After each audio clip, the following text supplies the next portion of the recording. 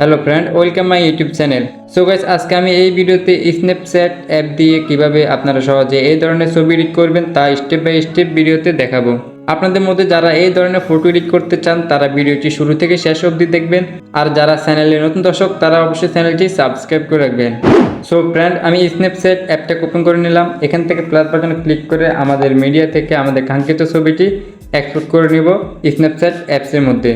তো আমি কিন্তু একটা ছবি এখানে নিয়ে এসেছি। তো এখান থেকে প্রথমে আমরা সাবজেক্টটাকে মুছে আগে আমাদের ব্যাকগ্রাউন্ডটাকে ব্লার করতে হবে, ব্যাকগ্রাউন্ড পুরোটা ব্লার করতে হবে। তার জন্য আমরা এখানে সাবজেক্টটাকে মুছে দিব।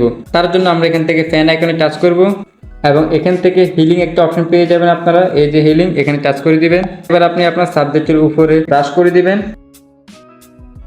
সো ব্রাশ করার মধ্যে আপনারা দেখতে পাচ্ছেন আমার সাবজেক্টটা কিন্তু মুছে যাচ্ছে। সাবজেক্টটি ইরেজ করার পর এখান থেকে আপনি টিক মার্ক অপশনে ক্লিক করে দিবেন।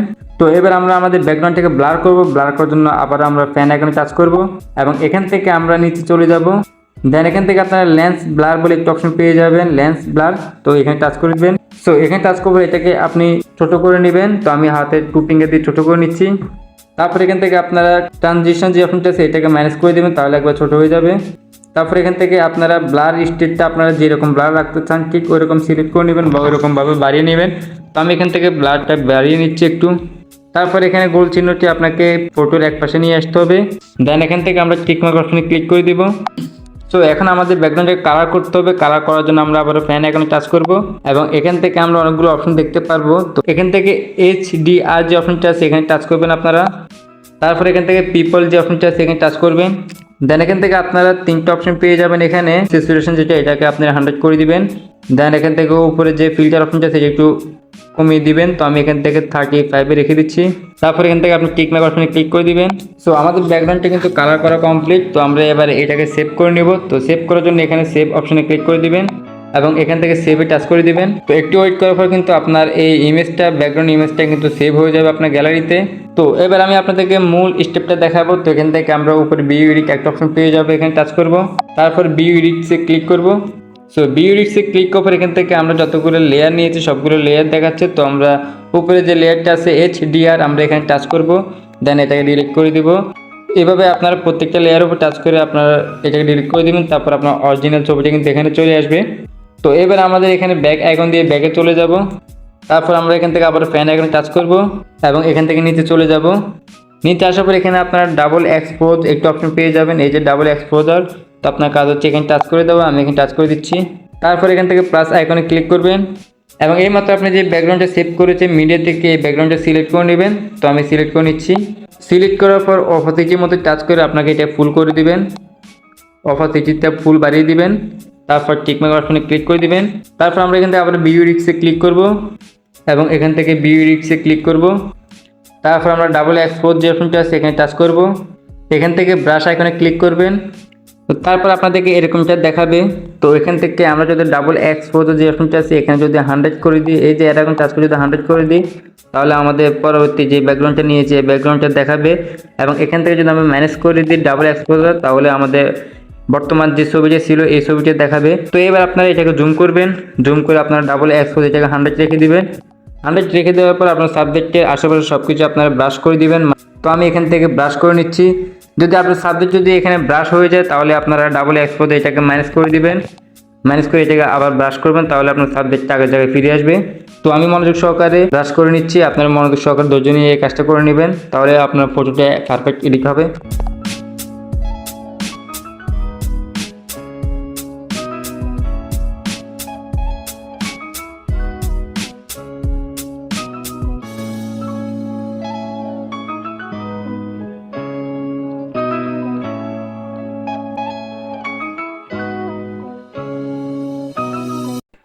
সো এখান থেকে আমাদের মোটামুটি ব্রাশ করা কমপ্লিট। তো আমরা এখান থেকে টিকমার্ক যে অপশনটা আছে টিকমার্ক অপশনে ক্লিক করে দিব।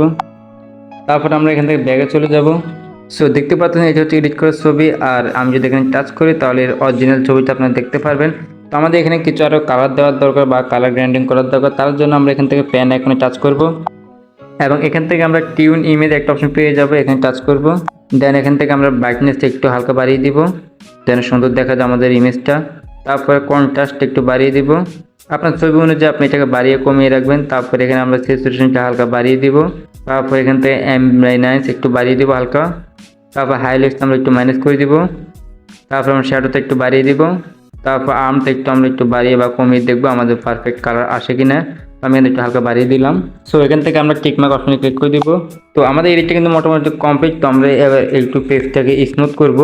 তো পেজটাকে স্মুথ করার জন্য আমরা এখানে ব্লার ইউজ করতে হবে। তো তার জন্য আমরা আবার এডিট অপশনে ক্লিক করব এবং এখান থেকে আমরা নিচে চলে যাব। দেন এখান থেকে আমরা লেন্স ব্লারে আবারও ক্লিক করব। তো লেন্স ব্লারে ক্লিক করলে আমরা এটাকে একবার ছোট করে নেব এবং কি এটাকে আমরা মাইনাস করে দিব, সবগুলো নিচেরটাও মাইনাস করে দিব। দেন এখান থেকে আমরা উপরের যে অপশনটা আছে এখানে আমরা 20 দিব। এই চিহ্নটাকে ছবির এক পাশটা নিয়ে আসবো। দেন এখান থেকে টিকমার্কে ক্লিক করব। তারপরে ভিউতে ক্লিক করব। দেন এখান থেকে ভিউ রিক্সে ক্লিক করব এবং এই মতো আমরা লেন্স যে ব্লাডটা নিয়েছি এই ব্লাডটা উপরে থাকবে। তো আমরা এখানে টাচ করব। লেয়ারে টাচ করার পর এখান থেকে আমরা ব্রাশ এখানে ক্লিক করব। সো ব্রাশ এখানে ক্লিক করে আমরা ছবিটাকে জুম করে নিব। তো আমরা এটাকে 50 রেখে দিব। তারপর আমাদের ফেসে যে অংশটুকু স্মুথ করা দরকার আমরা এখানে ব্রাশ করে দিব।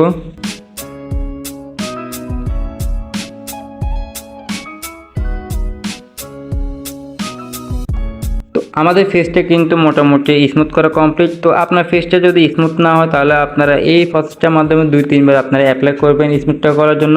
তাহলে আপনার ফেসটা সুন্দরভাবে স্মুথ হয়ে যাবে। তো এবার আমি এখান থেকে টিকমার্ক অপশনে ক্লিক করে দিব। সো তারপর আমরা এখান থেকে ব্যাগে চলে যাব এবং এখান থেকে আমরা আবার এডিট অপশন চলে যাব। দেন এখান থেকে আমরা উপরে স্ক্রল করব এবং এখান থেকে আমরা ডিটেলসে ক্লিক করব। সো ডিটেলসে ক্লিক করে এখানে আপনারা দুটো অপশন পেয়ে যাবেন। তো স্ট্রাকচার একটু হালকা বাড়িয়ে বা কমিয়ে দেখবেন আপনার পোশাকের কালারটা কীরকম আসে। তো আমি একটু বাড়িয়ে দিচ্ছি। তারপর এখান থেকে নিচে শার্পিং যে অপশনটা আছে এটাকে হালকা বাড়িয়ে বা কমিয়ে দেখতে পারেন। তো আমি হালকা বাড়িয়ে দিচ্ছি এখানে।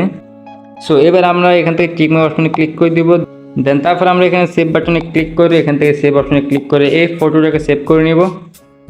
তো গাইস আশা করি সম্পূর্ণ ভিডিওটি আপনাদের অনেক অনেক বেশি ভালো লেগেছে। যদি ভিডিওতে বুঝতে অসুবিধা হয় তাহলে অবশ্যই কমেন্ট বক্সে জানাবেন আমাকে। আর নতুন নতুন ফটো এডিটের ভিডিও দেখতে চাইলে অবশ্যই আমার চ্যানেলটি সাবস্ক্রাইব করে পাশে বেল বাটনটা অন করে দিবেন। তো গাইস দেখা হচ্ছে নতুন কোনো ভিডিওতে। সেই পর্যন্ত সবাই ভালো থাকবেন, সুস্থ থাকবেন, এটাই কামনা করি। আল্লাহ হাফেজ।